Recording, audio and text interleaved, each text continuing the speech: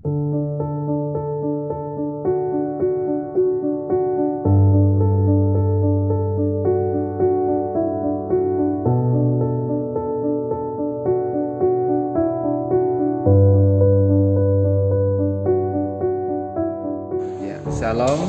perkenalkan nama saya Agustinus Heru Priyandoko dari wilayah 4, di mana dalam periode kepengurusan ini saya dipercaya sebagai Ketua Wilayah 4, di mana beberapa saat yang lalu wilayah kami diberikan amanah untuk menyelenggarakan kegiatan Natal 2022. Ya, saya Stefanus Wiwin, namun saya lebih sering dipanggil Pak Yoyo, meskipun itu hanya sebutan, bukan nama dari pemberian orang tua. Saya adalah Ketua Dewan Pastoral Paroki dari Paroki Ratu Rosari. Saya sudah menjadi Ketua Dewan Pastoral Paroki ini selama 6 tahun 4 bulan. Jadi sudah lebih dari 2 periode. Perkenalkan, saya Rimba Indrajat Lambang. Di sini saya sebagai Ketua Bidang Liturgi di Paroki Ratu Rosari dari Fatimah, Kesatrian Malang. Salam jumpa. Baik, saya pastor di Kesatrian dan saya mau diwawancarai, tidak tahu apa isinya, tetapi sekurang-kurangnya pasti saya punya keterangan tentang penyelenggaraan perayaan Natal akhir 2022 kemarin.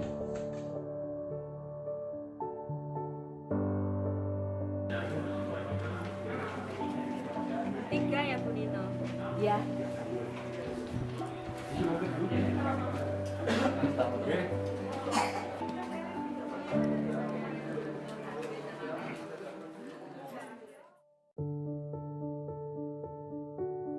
Baik, untuk kegiatan donor darah itu sendiri sebetulnya diinisiasi oleh bidang pelayanan DPP Ratu Rosari.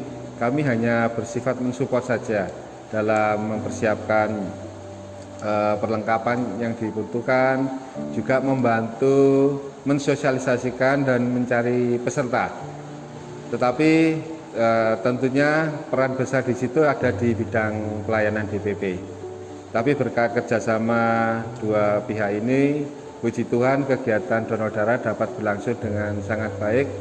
Ukurannya adalah begitu besarnya antusiasme warga paroki, juga ada beberapa warga sekitar yang mendonorkan darahnya. Bahkan sampai ada beberapa orang yang batal untuk mendonorkan darahnya karena kantong darah yang disiapkan pihak PMI kurang. Kalau tidak salah waktu itu yang dipersiapkan sekitar 30 kantong, antusiasme peserta lebih dari 30 orang.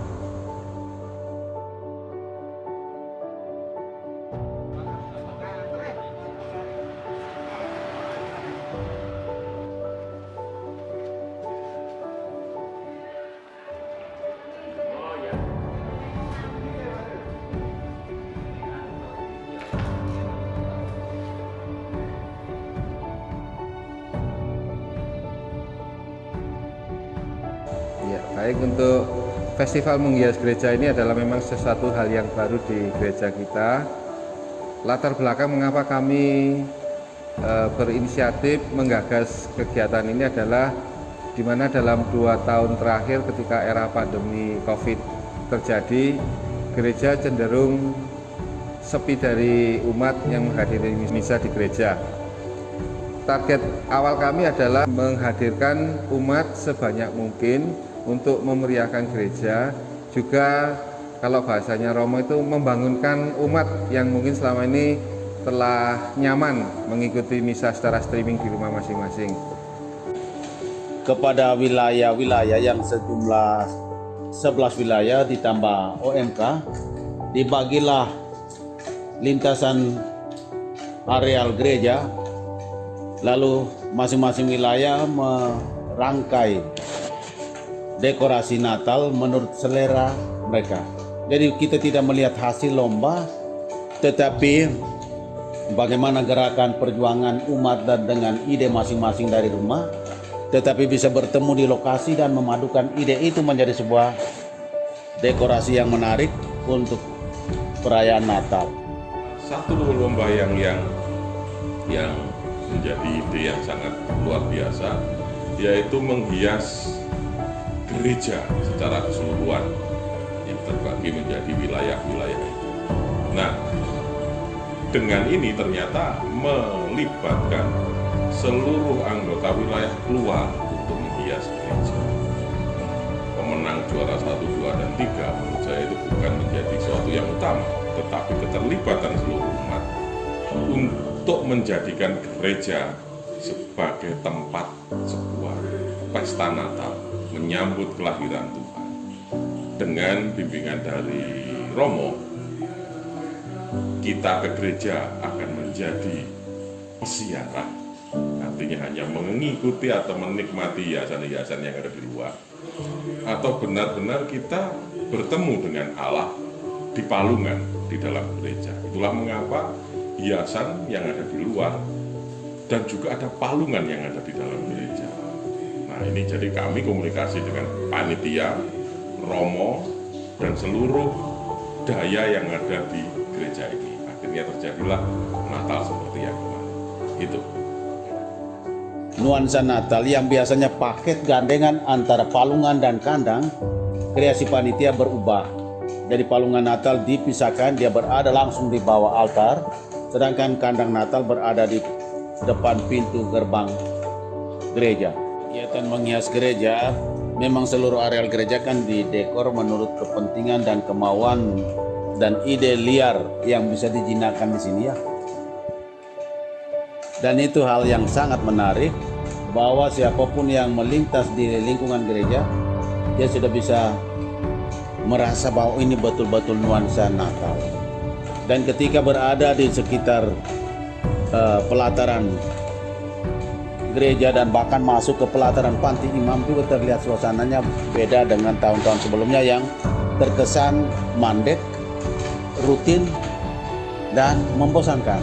Kali ini kita membiarkan panitia berkreasi untuk merebut hati umat untuk menikmati suasana yang berbeda.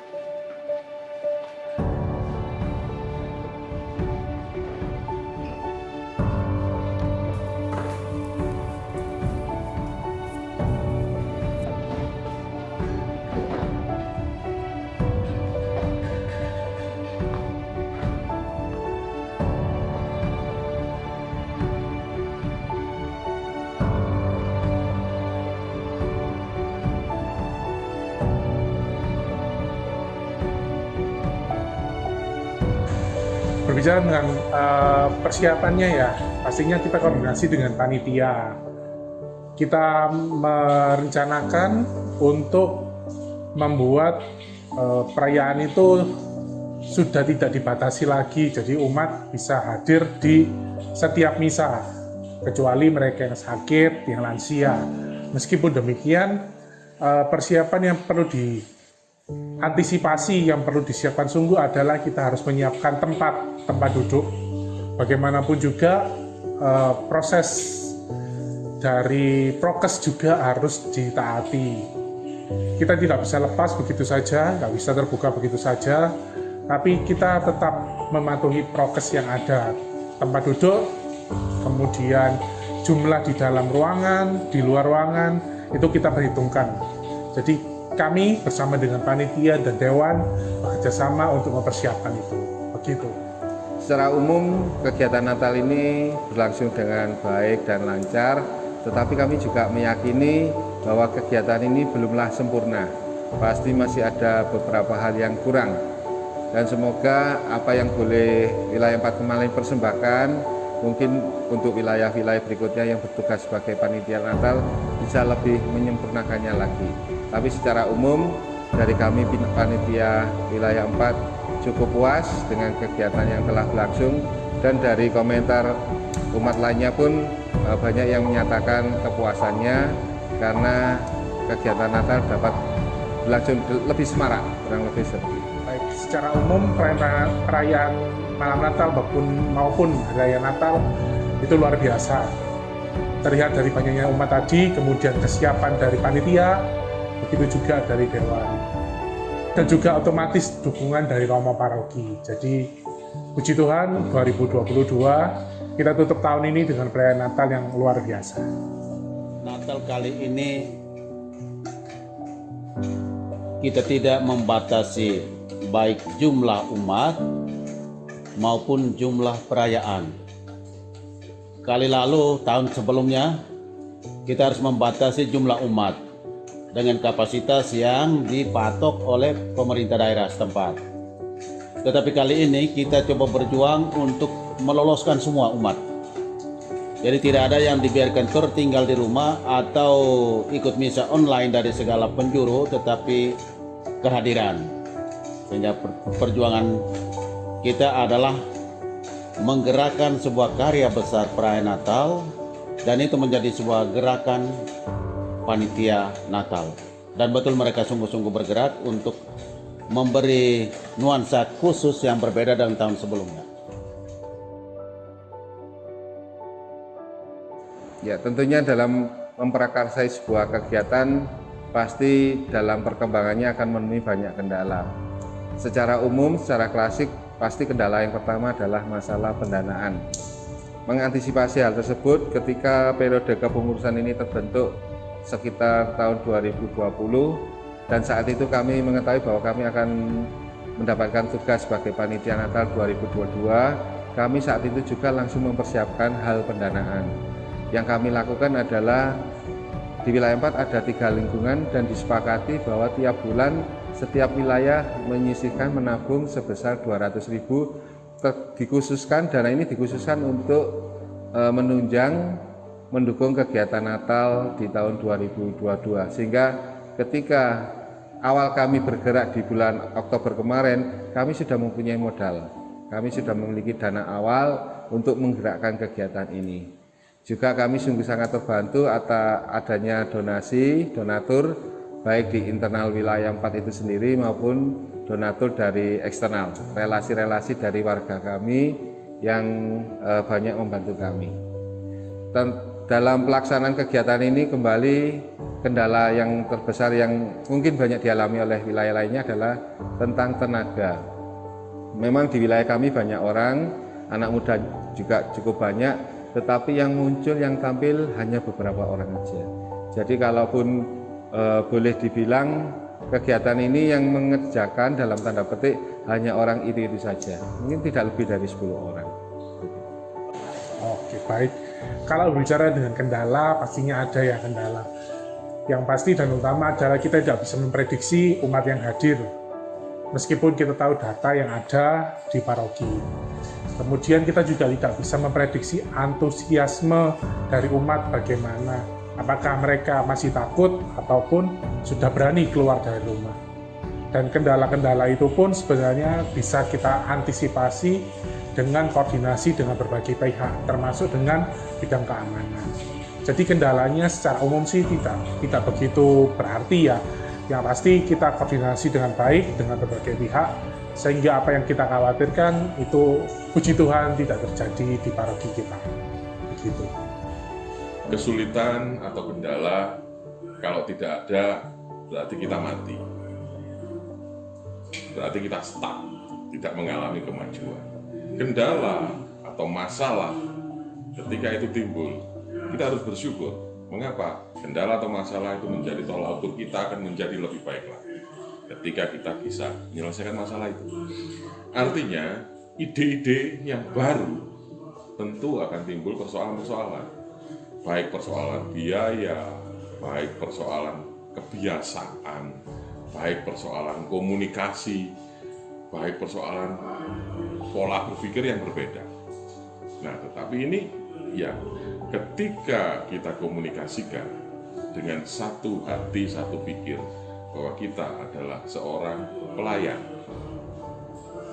Itu beda pelayanan dan pekerjaan. Ketika kita menjadi pelayan, ya benar-benar menjadi seorang pelayan.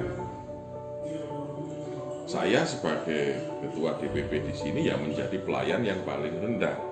Ketika ada umat yang marah-marah, ada panitia yang kecewa, ya saya harus terima. Katanya pelayan. Itu yang sulit sebetulnya. Persoalan-persoalan dana, persoalan ya kita harus hadapi sebagai kita seorang pelayan. Tetapi ketika kita punya keyakinan itu bisa terselesaikan dengan itu tadi bersama-sama. Saya ketika sendirian tidak mampu, tetapi saya menggerakkan seluruh potensi yang ada di umat. Kenyataan bisa terjadi. Dari beberapa yang disampaikan ketua wilayah kemarin, dari satu tempat yang dihias, itu dananya tidak cukup 100-200 ribu, bilangannya bisa juta. Tetapi hal itu bisa terwujud. Itu kenyataan. Tetapi itu ketika semuanya bisa kita komunikasikan baik dengan Romo, dengan bendahara, dengan DPP, dengan potensi yang ada di seluruh umat. Akhirnya bisa terjadi. Tapi ketika itu hanya kami, Dewan Pastoral Paroki yang melaksanakan, jelas tidak mampu. Dari segi dana saja sudah tidak mencukupi. Tapi kita menggerakkan seluruh umat, puji Tuhan, semuanya bisa terjadi.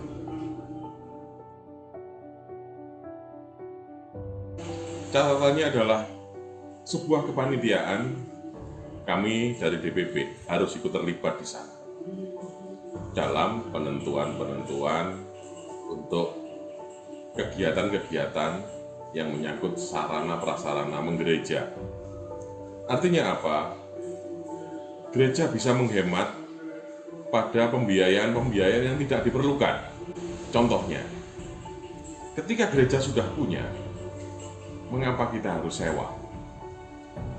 Nah, itu yang perlu kita perbaiki agar umat dalam sebuah perayaan liturgi tidak datang dari sebuah pesta hasil sewa. Bagaimana caranya kita membuat sebuah efisiensi demi pelayanan ini menjadi baik. Daripada kita sewa kursi 800 buah, 2 tahun pelaksanaan itu kita bisa beli aja sekarang. Artinya akan ke depannya lebih murah. Dan ini juga seperti tenda. 2 tahun kita sewa tenda untuk kegiatan Natal dan Paskah. Itu sudah bisa kita wujudkan untuk membuat tenda yang akhirnya menjadi milik kita sendiri. Mengapa itu kita tidak lakukan untuk yang lain-lain? Jadi tahapan yang pertama adalah kebiasaan-kebiasaan yang dilakukan di gereja ini disampaikan pada panitia. Setelah itu panitia kembali berkumpul untuk pertemuan yang kedua, mereka baru membahas anggaran. Itu. Jadi anggaran bukan mereka membuat anggaran diajukan pada kami, tetapi sudah hasil komunikasi dari Dewan Pastoral. Baru mereka membuat anggaran. Anggaran yang sudah dibuat oleh panitia, karena mereka bekerja menjadi panitia, mendapat surat SK atau surat penunjukan tugas dari Dewan Pastoral, anggaran dikembalikan pada kami selaku Dewan Pastoral. Anggaran yang ada kami bawa ke BPGDA, kita diskusikan. hasil pertemuan dari Dewan Pastoral dan BPGDA kita kembalikan pada panitia untuk melaksanakan. Ini untuk meminimalisir adanya kesenjangan antar wilayah. Ada wilayah yang mampu, ada wilayah tidak mampu. Ketika kita lepas, ada wilayah yang akan membuat hal ini menjadi besar, pendanaan besar. Ada wilayah nanti melihat itu akan takut. Nah, ketika seperti ini, hal itu tidak terjadi. Karena semuanya nanti pengadaan yang mengadakan adalah dari gereja. Artinya, tugas sebuah panitia menggerakkan umat untuk datang pada sebuah perayaan Ekaristi. Semua umat diharapkan merayakan ini. Ini yang terjadi. Jadi, setiap kegiatan kepanitiaan kami selalu refleksi, introspeksi diri, dan melangkah kita cari solusi-solusi yang ke depan. Ini yang terjadi. Tahapan-tahapan ini diharapkan kepanitiaan yang akan datang pun begini juga. Sekarang kepanitiaan untuk Paskah adalah wilayah 5 dan hal itu terjadi. Anggaran mereka dari bilangan ratus tidak sampai seperti itu. Ketika tidak menyewa lagi dan sebagian dari gereja, ya tidak sampai 50 juta, tidak sampai. Dan mereka ada swadaya dari mereka.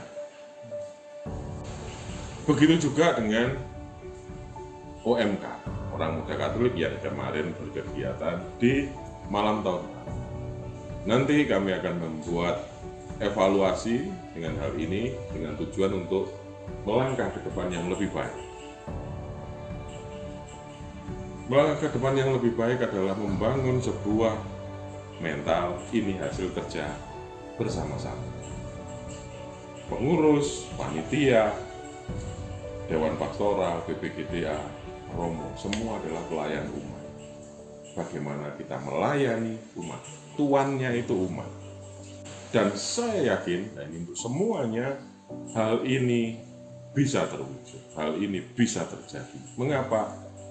Gereja kita mampu mengatasi COVID-19 dengan baik. Luar biasa. Misa tetap berjalan dengan baik, kebiasaan umat misa.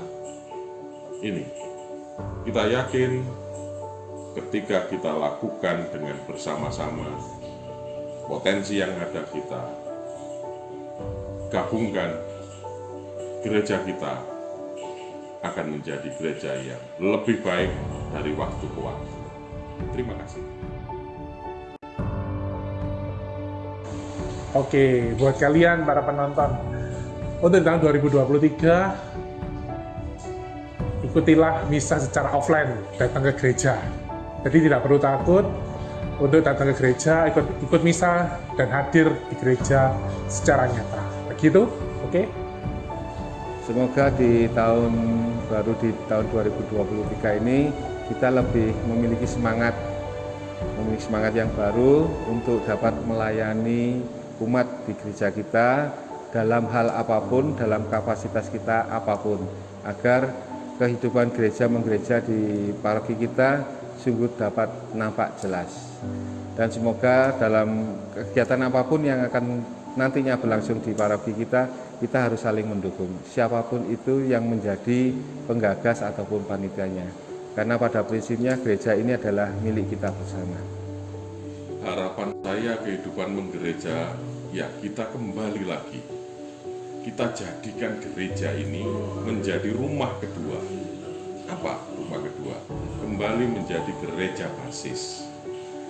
Gereja menjadi tempat kita beraktivitas. Kembali gereja menjadi tempat berkumpul, berdiskusi, meningkatkan iman, mengajarkan tingkah laku kebaikan.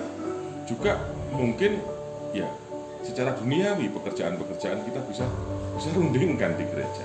Gereja bukan hanya tempat untuk kita misa saja, tetapi menjadi komunio, tempat untuk kita berkumpul, berinteraksi dalam gereja. Itu harapan saya. Dan ini yang akan menjadi konsen kami ke depan. Membangkitkan, mengajak seluruh umat datang ke gereja. Ini semua satu tujuan, bersama-sama kita berkomunitas di dalam gereja ini. Itu.